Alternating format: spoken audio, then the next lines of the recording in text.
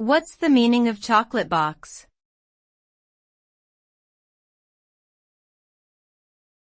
Chocolate box.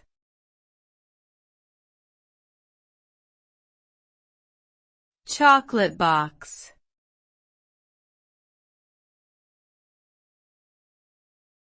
Chocolate box.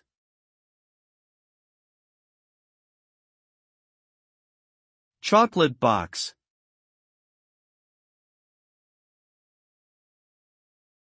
Chocolate box is an adjective used to describe something as excessively pretty or idealized to the point of being unrealistic.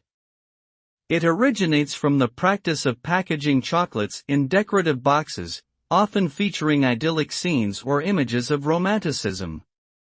The term is commonly used in reference to overly picturesque landscapes, architecture, or lifestyles that are deemed too perfect and artificial.